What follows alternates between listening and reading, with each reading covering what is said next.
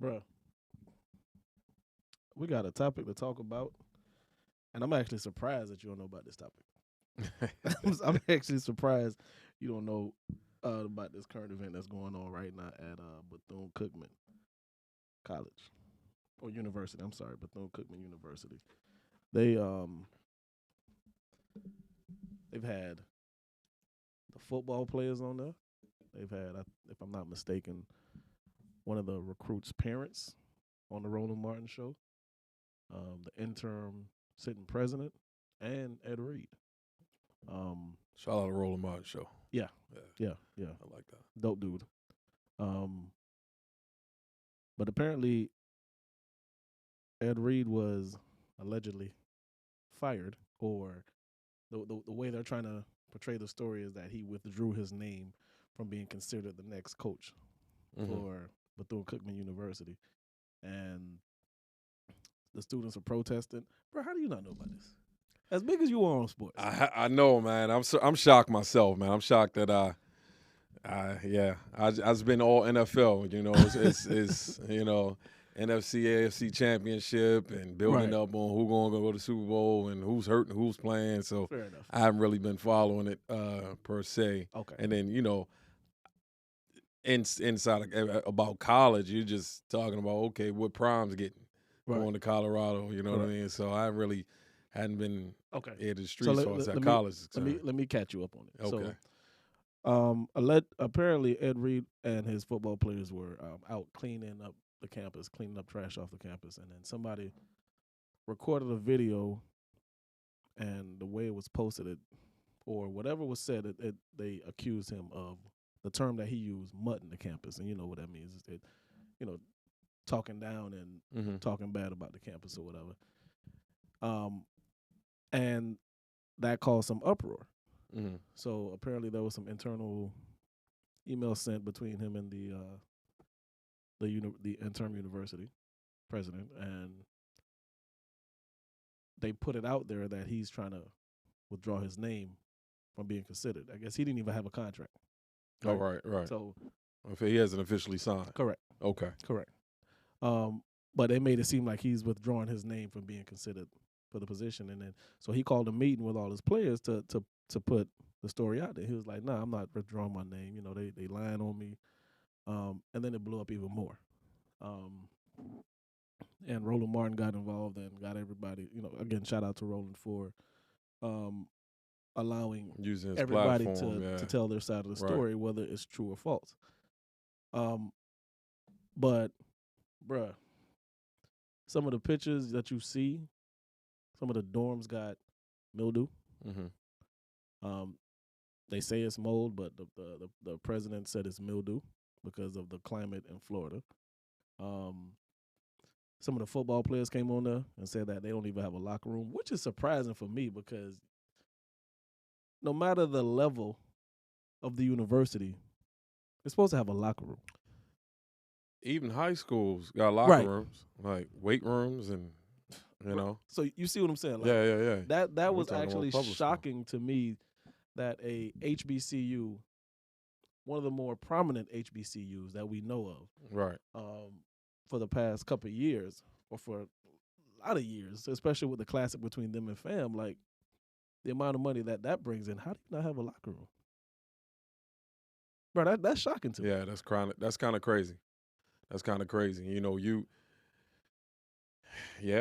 play in all of these big time, HBCU games, and you were like one of the headliners in a lot of events, and with the band and stuff like that. Like, how is that not the guy? How is it that the players have to get Lysol to clean their own uniform, to spray or keep mildew off their own uniform? Yeah. One of the players said that they had to be careful where they store their stuff, so that way if it rains, the equipment don't get mildew on it. Yeah, that's a little wild. That's hard to stomach, and then that's gonna really tarnish people's image, of course, of the school, as a whole, not just the Mhm. football program, just as a whole, because like academically, anything. Right. It's like, all right, well, if you choose the equipment going to be like this. If I'm playing in the band, this world renowned band that I'm Mhm. supposed to be coming to play in, how is their instruments? Are the instruments going to be treated the same way when we store our instruments? Like that's kind of wild for me. Bruh. And when I told you about the mildew in the dorms, I don't know if it's the dorm for the football players because I don't think the football players have their own dorms. If they do, I'm not sure. I don't know Right. how they do it at Bethune. But again, the dorms that some of the students live in, we know for sure have either mildew or mold. The president is saying it's mildew. The students are saying it's mold. That's crazy. And so basically, Ed Reed is like his scapegoat after, but this comes out after the fact. All of this Yeah. information comes out after the fact. But the real issue he has with Ed Reed is his lack of, his intensity I get and entering in and taking on the position. because he's a very passionate Right. person when it comes to kids. He's kind of like Prime, Right. Coach Sanders. Has a lot of passion when it comes to the kids. Okay. Right? So, and if I'm not mistaken, when he went on the Roland Martin show, I would have to go back and watch it, but I'm pretty sure he himself, being Ed Reed, said that maybe the passion came before the purpose. Right. Which can be an issue sometimes. 'Cause when you're passionate about something and you don't allow the purpose to manifest first, it can cause conflict sometimes. Mm-hmm. But either way, his intentions were good.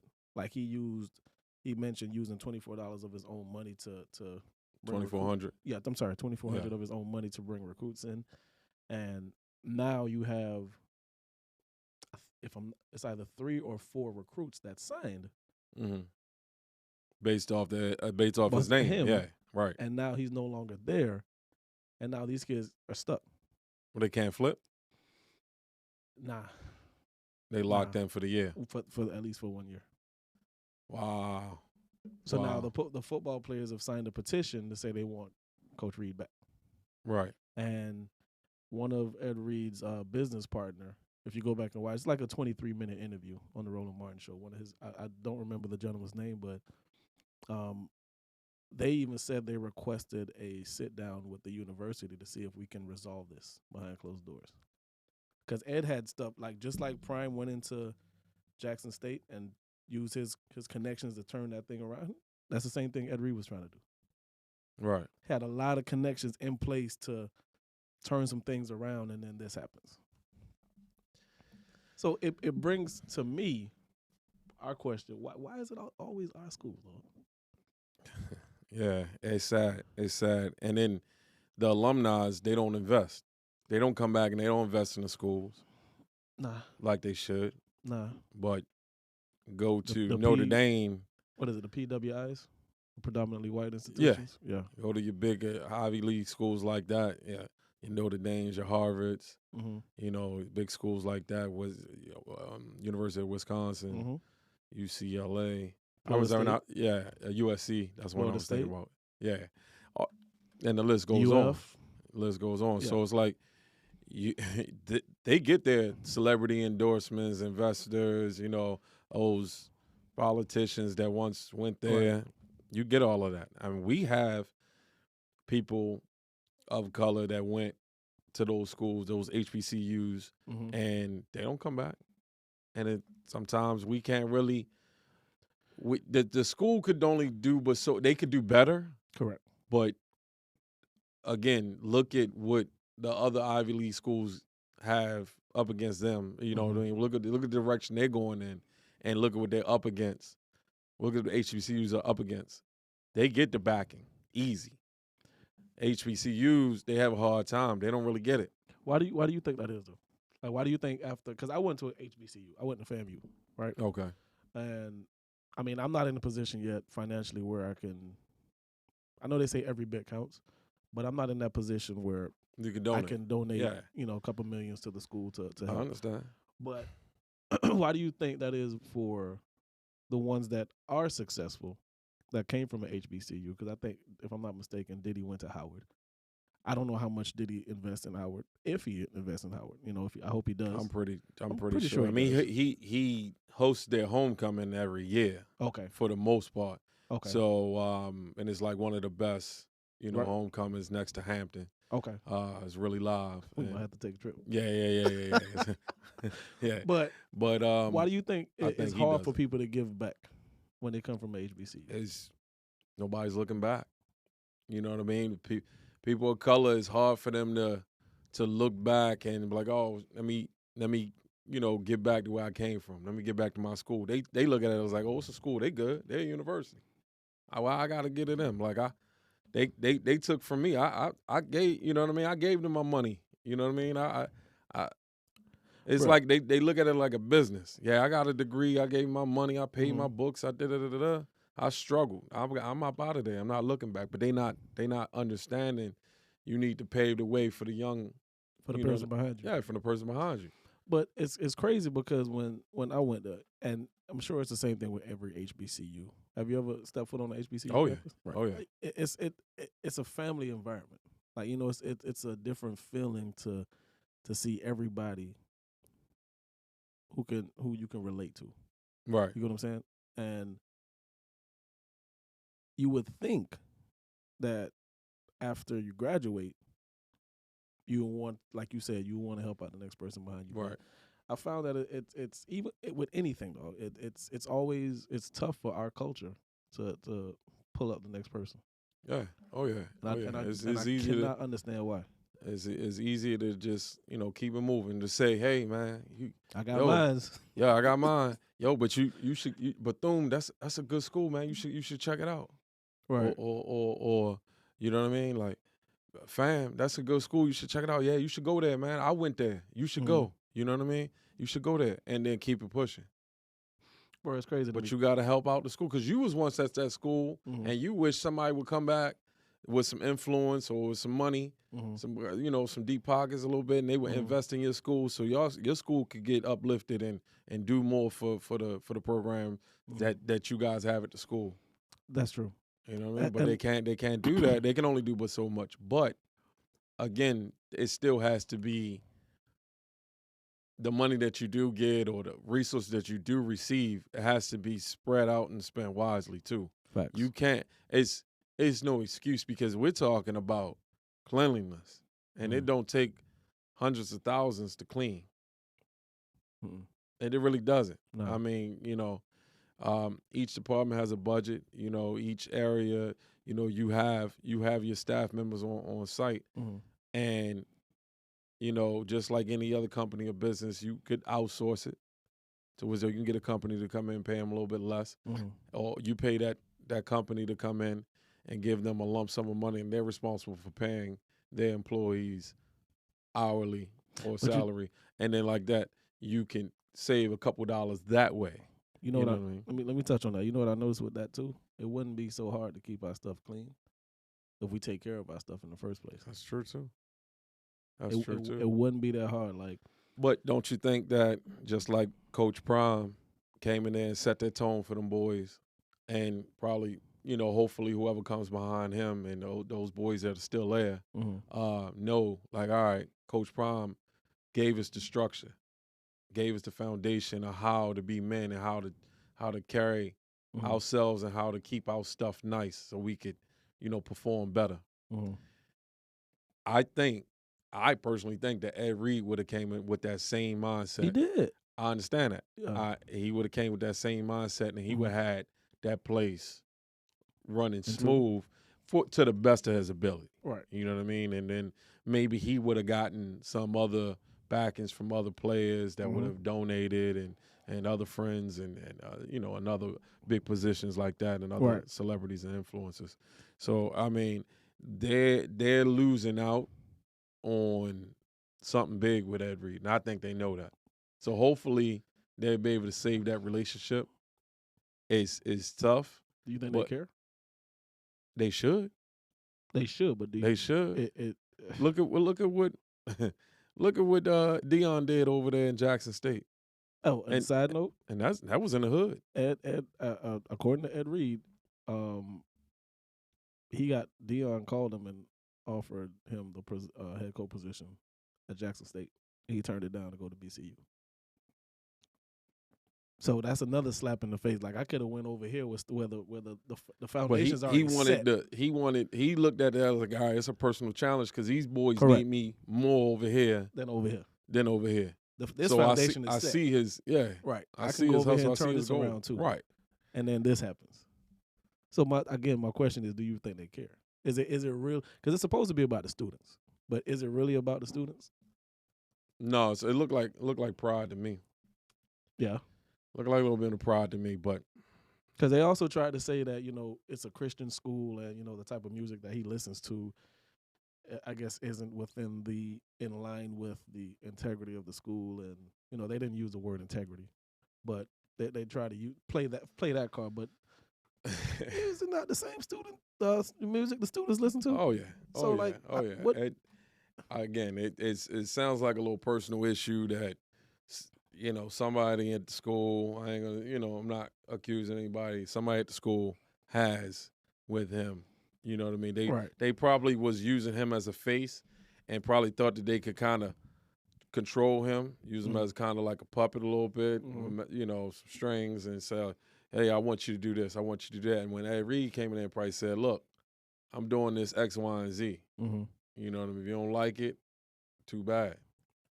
You deal with it. I'm just assuming. No, you're right. Knowing how he is. His persona, how he was, how we used to see him on the field, how we used to see him taking charge of that defense along with Ray Lewis. Mm-hmm. So and he's a passionate person too. He's a very passionate person. How do we and again, I'm not saying that the PWIs, the predominantly white institutions, don't have their own issues going on behind closed doors, because I'm sure they do. When there's big business, there's going to be big issues. Mm-hmm. But the way they handle their business and the way we handle our business, two different levels. Yeah, it's professional. Our stuff is always in the news, and I'm like, what? And that's what makes it more. That's what makes it. You should be more militant because the microscope is big. Yeah. Because it's like we're just waiting for you to fail. Facts. We're waiting for you to slip up. We're waiting for any little controversy so we can just throw it out there and just kind of like look down. Yeah. See what I'm talking about? Yeah. And right now, what Deion has built, it has make these big Ivy League schools look a little bit bad, because now you're getting these 5-star kids that's coming out of high school. Mm-hmm. They're going to the HBCUs. They're looking at the HBCUs a lot heavier than these big name schools. That's geared for your sports and not just basketball and not just football. You know what I mean? It's gonna put these schools on the map. Is what he's doing. Because Deion's not the first one to do it. He's the first one. He's the first prime. He's the first. Name. Yeah. To do it in football, so to speak, with his popularity. Now you do have Eddie George, as a coach in it, but as far as basketball, you had some other folks that was doing it as well, that was able to bring over to the HBCUs some good recruits and some good ball players. But I mean, it's just that we have to do better in handling our business, because as overall we're looked at and we're waiting. They're like, yeah. Look, they have a mess in house. So how do you think that's gonna transition on the field? You think you're gonna be able to be guided and coached properly on the field if you can't? Your coach and your school can't even get on one page and one accord. So it's making the HBCUs look bad again. They're taking a couple steps back behind this, in my personal opinion. How do we fix it? This ain't been happening this ain't just starting. Like, this been going on for years. Yeah, I think that more awareness has to be brought out, and I think that good coaches have to take chances and go backwards. I say go backwards because obviously HBCUs aren't on the level of Michigan State. You know what I mean? So they're not on that level. So to create a name for yourself, to create a buzz like Prime Coach Prime did Mhm. and took his team. I think they only lost one game last year. In the Correct me if I'm championship. wrong. Yeah. In the And- championship. Yeah. So it's like you do that, and it almost solidifies you as a top tier coach Mhm. at that. So then you might go to the next level and get that, Michigan job. Next when Harbaugh, if Harbaugh decides to go back into the NFL, Mhm. you might then take that next position easy. You know what I mean? Because what you did at this HBCU, and then you come and you jump and you bring players just like Prime did. Or you might get looked at like an OC candidate for an NFL team. That's So just my personal opinion. So it's like it's all in a resume builder too. So okay. So with that We being look said, at it like a job. so then it brings me to this question now. A little bit off topic, but because you said a resume builder and, putting yourself in a position to elevate in life, if Deion caught a lot of flack for leaving Jackson State, Yeah. right? Yeah, you had people that thought that he was going to be there forever. And that wasn't it. What he was there 3 years. 3 years? 3 years. So Look what he did in 3 years. But how do we fix the problem if you come and leave after a certain amount of time? You know what I'm saying? I don't find it as a problem. He's not making any real money over there. If you look at it like a job, he's done a hell of a lot from what he was given to work with. Mm-hmm. He's, you know what I mean? So, he's definitely built the program up. He's gotten investments into the program, to football program, into the school as well. Got the facilities up and running, looking really immaculate. The practice fields, the playing fields, they all look pretty good. So the facilities are good. Right. You getting recruits coming to your school. Mm-hmm. And I'm pretty sure now that they're on the map, you'll still have some 2-star, 3-star recruits that might still can, you know what I mean, that won't get as many offers, but Jackson State will come along and give them full ride. They'll take it. Yeah. You know what I mean? Just because of the foundation that he's laid. Yeah. And the consistency over the 3 years, you say, yeah, he's not there, but he didn't take all his coaching staff with him. No, I think TC or whatever his name is stayed behind. He's right. not a head coach. So Yeah. His offensive coordinator or assistant head coach. No, he was on the staff. Yeah, he was on the staff. Yeah. He's now the head coach now. So it's like that's the type of, that's what I'm saying, that it can happen. That's the foundation, that's the blueprint. Right. That these HBCUs can go by.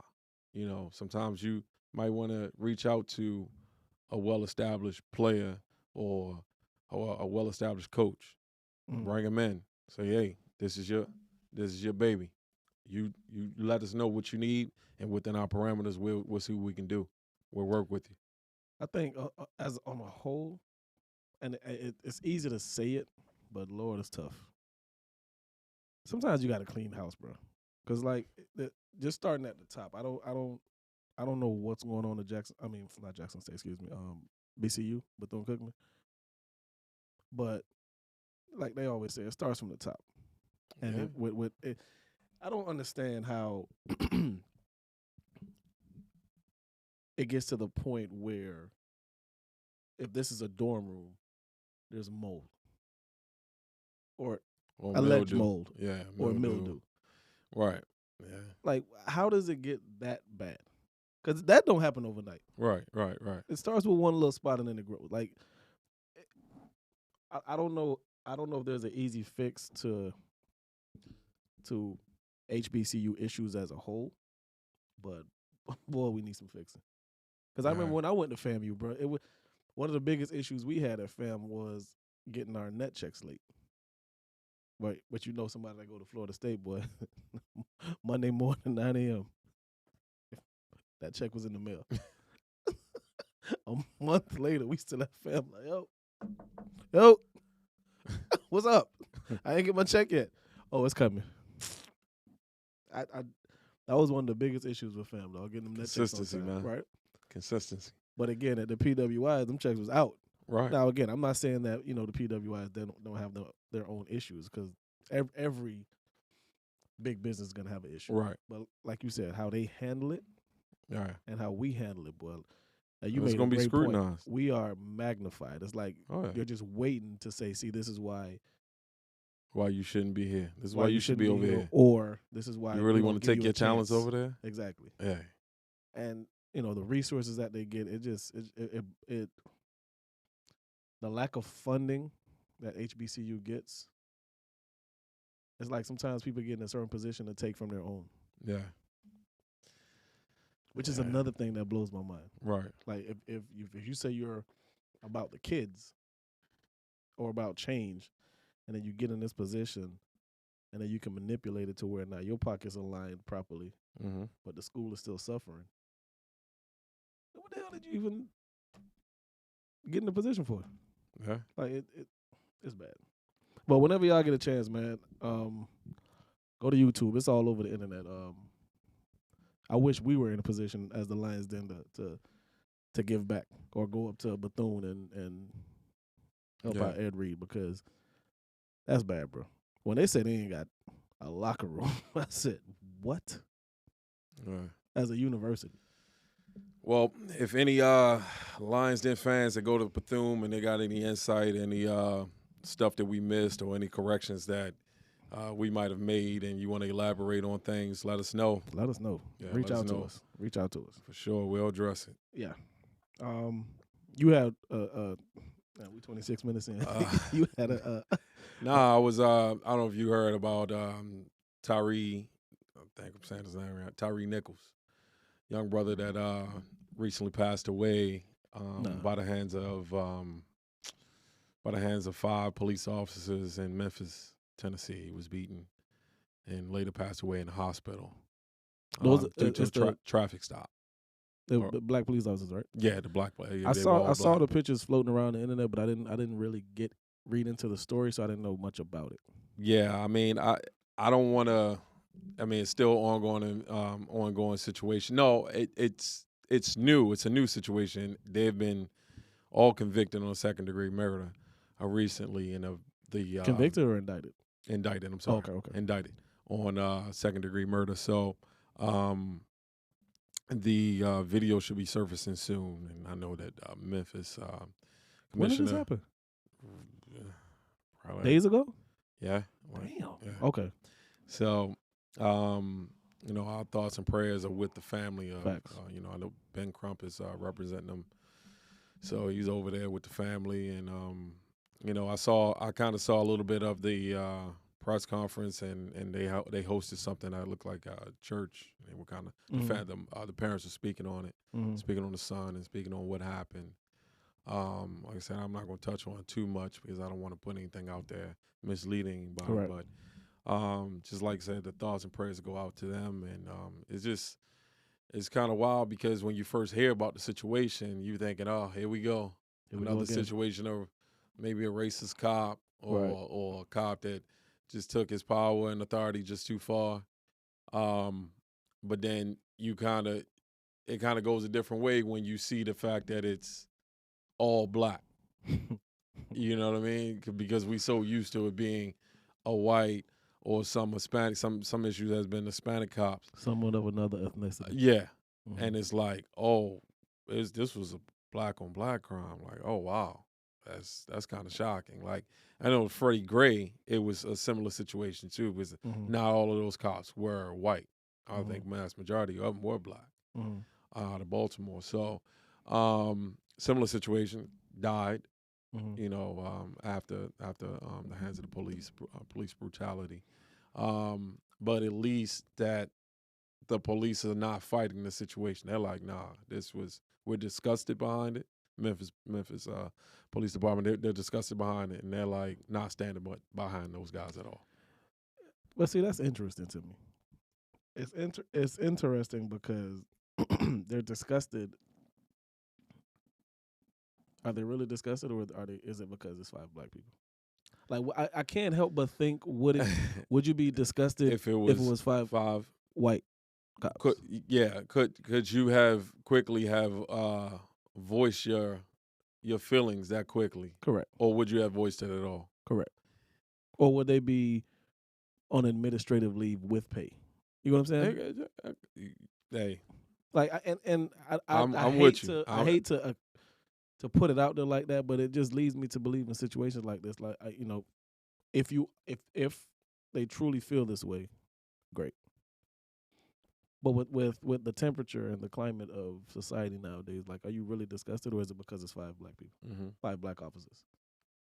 Because it's like, whoo, finally it ain't white cops. You know what I'm saying? Yeah, I know that's what some folks are thinking.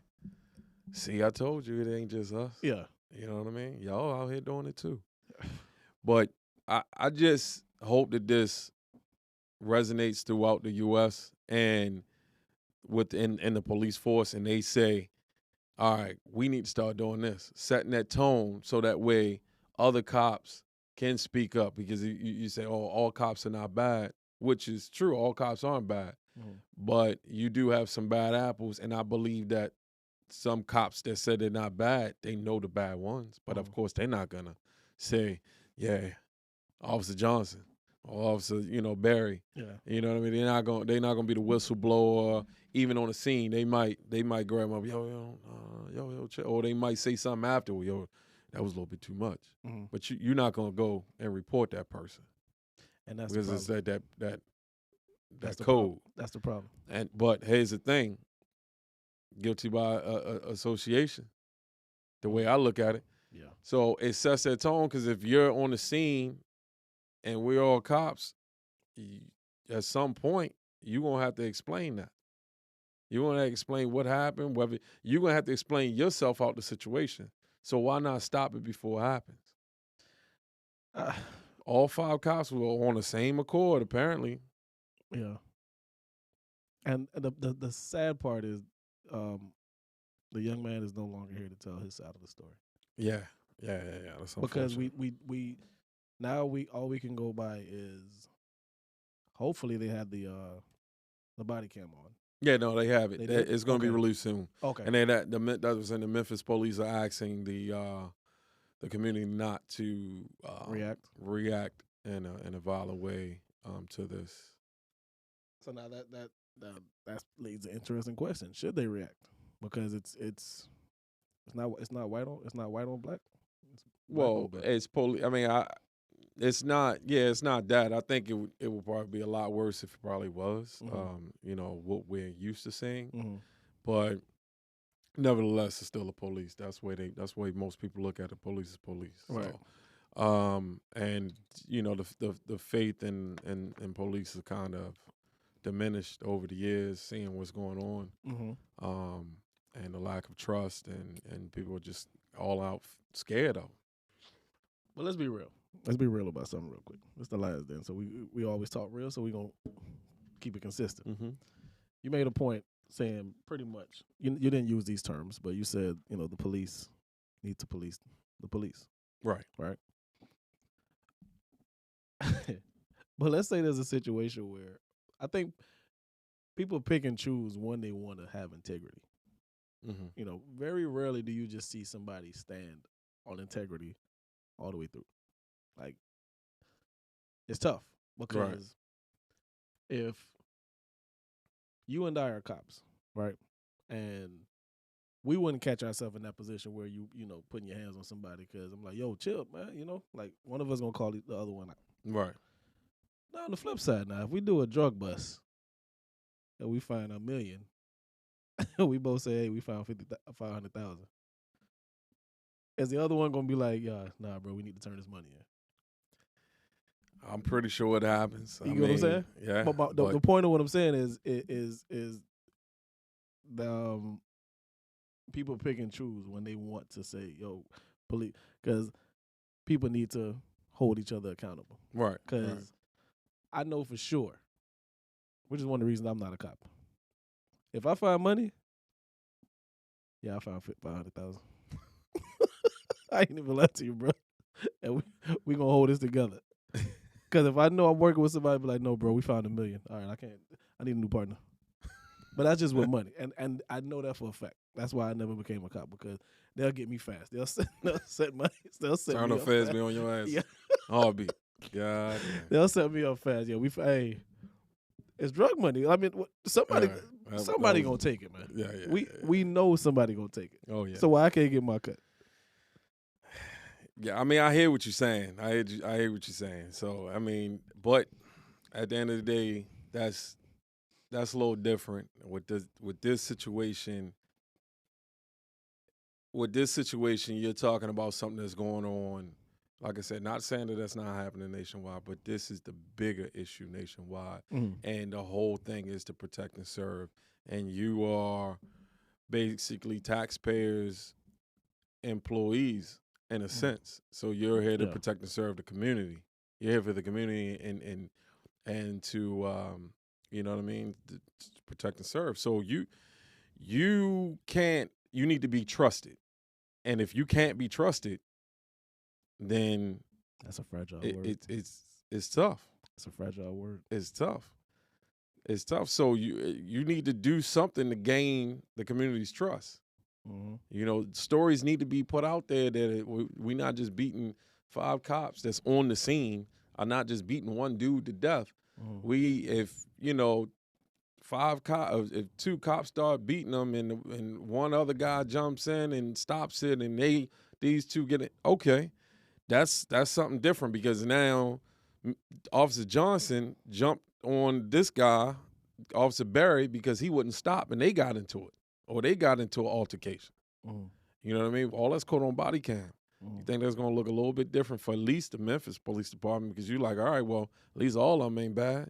But then we talking 5 cops, so it's like, all right, 5 out of how many? How many more in Memphis, have run around with the same mentality? It's hard not to think that. Right. So they got to do something. You know what I mean? And it's almost like when you look at the pay too. When you look at the pay, officers don't get paid a whole lot. Officers don't get paid a whole lot, so you're not gonna get quality. Just like when you look at teachers, you look at some teachers. Some teachers are good teachers because they're passionate about what they do. They're not doing it for the money. Some cops are passionate what they do because they're not doing it for the money. But after a while, as things progress, as things go on, those passionate teachers start losing the passion, because you're dealing with a lot of trauma on a daily basis, dealing with somebody's child. They don't want to listen. They want to get up and jump up in your face and want to fight you, want to steal stuff from you, they want to throw something at you, threaten you, all types, just to curse you out. You're dealing with that on a regular. So all of that diminishes in your heart. And you like, why I ain't getting paid enough for this. Right, I'm not getting paid enough for it. And I'm not excusing any behavior. Don't get it twisted. I'm not excusing any behavior that a cop or any teacher, I'm just using teacher, will do just because of. But the point is, the pay needs to be raised. The training needs to be more intense, and the mental aspect of it needs to be more evaluated when you're going through the process of becoming a cop, or because you're paying a person a little bit more money. So you want to make sure you get a valuable person in there. You want to get a person that's going to do exactly what you need them to do and not deteriorate over the time, because they're looking at the aspect of pay or money. See, I totally agree with what you're saying. I totally agree with you. My only concern is you can make the screening process as intense as you want. People know how to lie. People know how to lie. I don't feel like the point I'm alluding to is, I don't think you can screen someone's heart. No, I get it. I get it. And like I said, people do know how to lie. They do. A lot of the agencies do.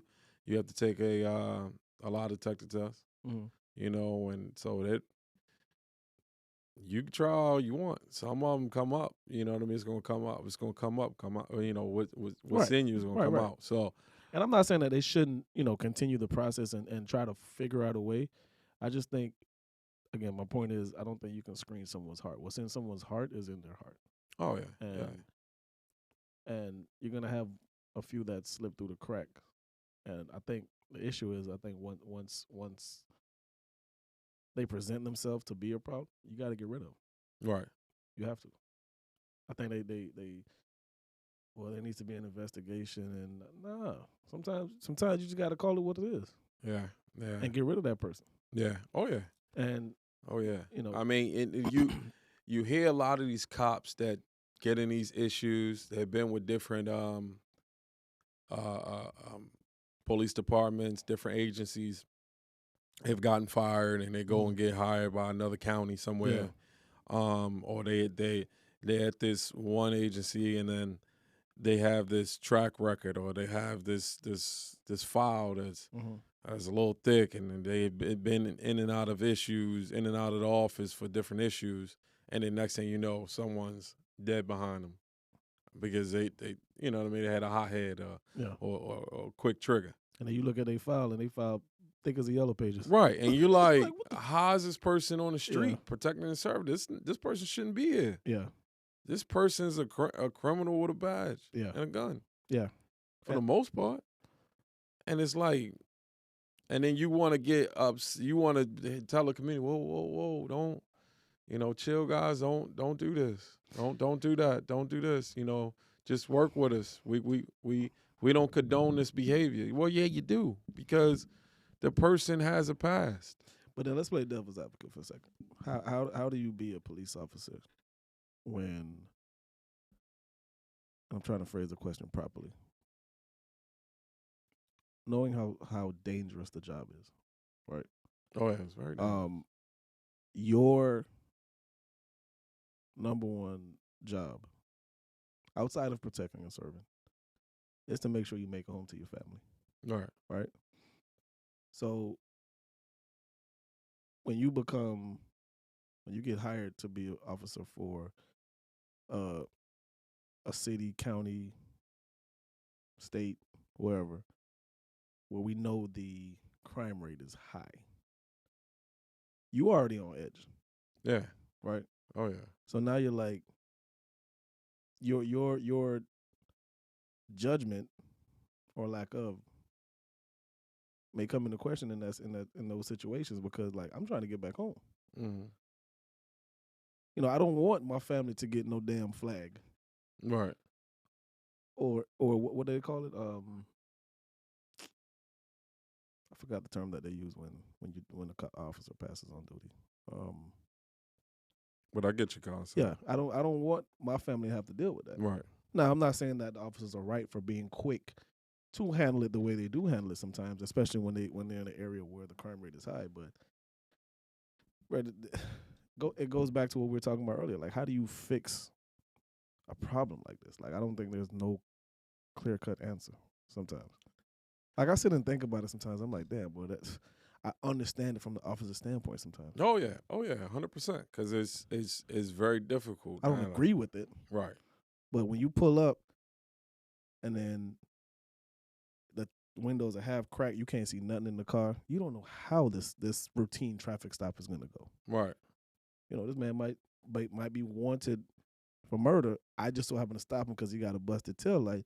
Now he panicked, shoot me. Now I'm fighting for my life. Right. You know what I'm saying? Like, anything can go wrong. Like, and I just don't know how.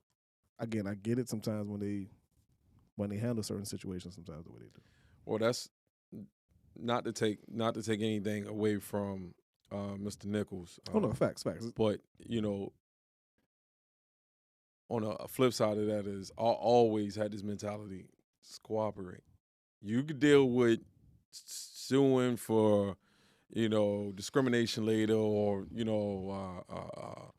for whatever issue you had, excessive,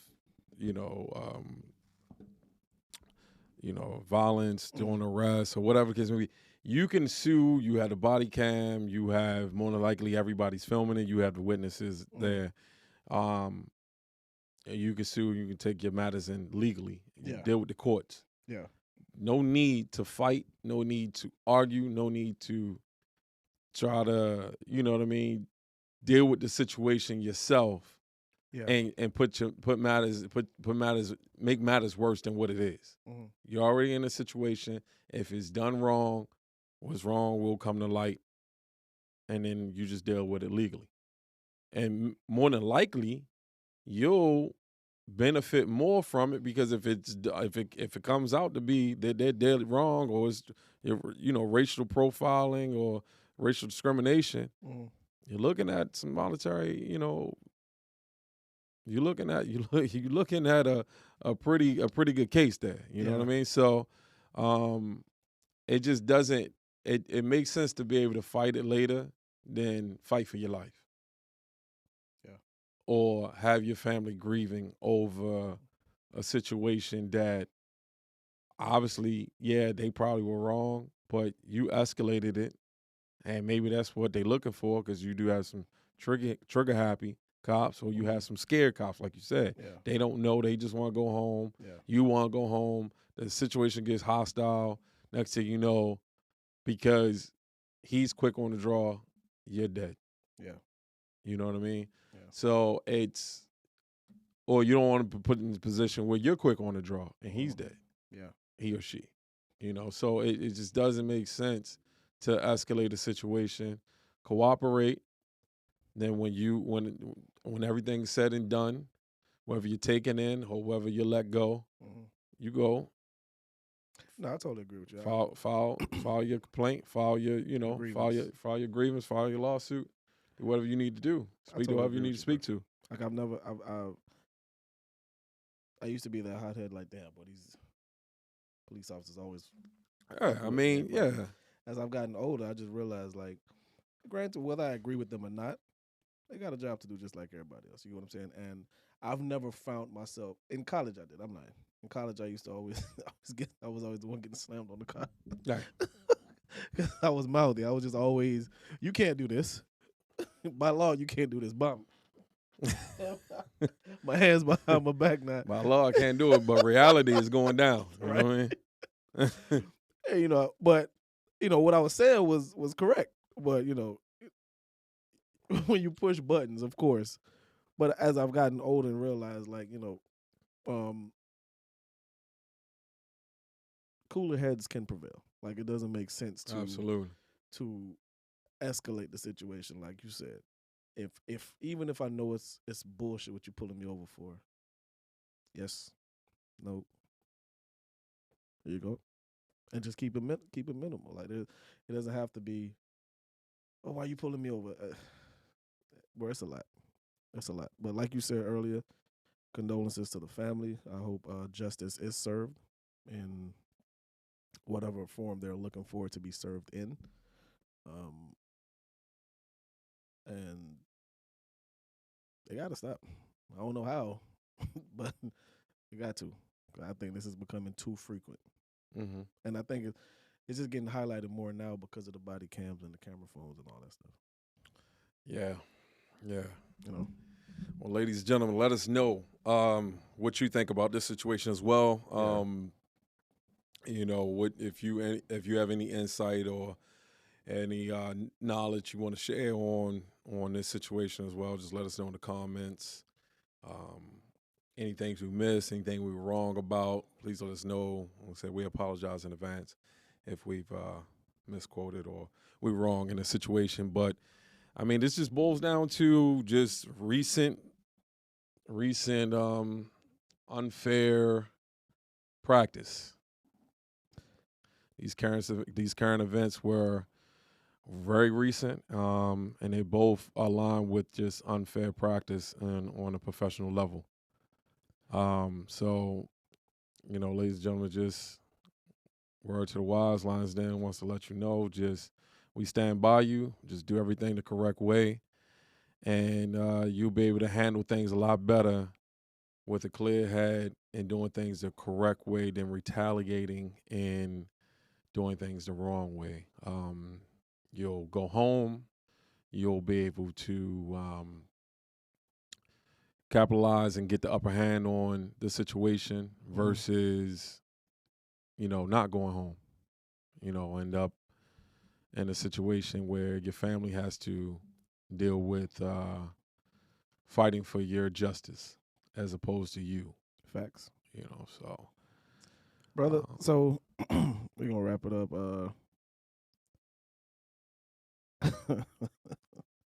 Keno's dad jokes has made it to New York. One of my homegirls in New York, though, now she be sending me dad jokes on IG, and I'm about to, Crystal, I'm about to block you. I just want you to know that when you see this.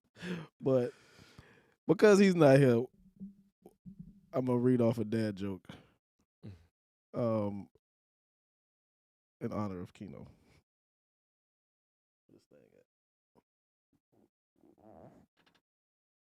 There we go. Oh boy,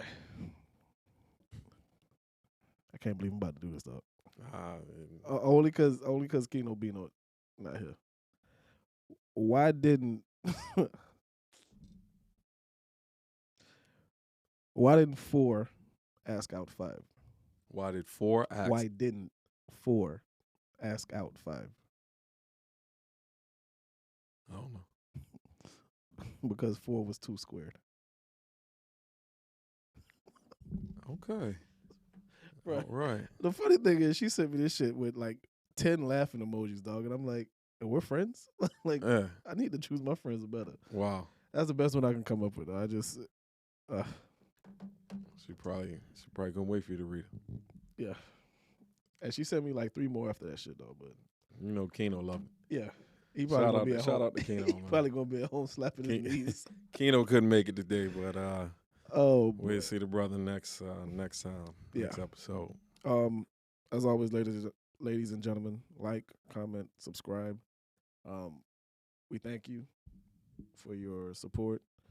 We ask for your continued support. One thing I do notice, dog, when you're trying to do something that has substance, content with substance don't get a lot of attention. If we was out here doing dumb shit, boy, we'd probably had a lot of subscribers by now. Oh yeah. For so sure. yes, I'm calling out the people who haven't subscribed yet. Like, it ain't always about doing dumb shit or dropping F-bombs or anything like that. We're trying to talking about build something ratchet stuff with substance, which is going to take a little bit more time. But we in for the long haul. We'll roll our sleeves up and get the job done. For sure. But it is with your support, and we ask for your support all the time. So make sure you hit that like button. Again, my name is Damian Johnson. Devin Lee. Shout out to Keno Bino, and we'll catch you on the next go around. Yes, sir.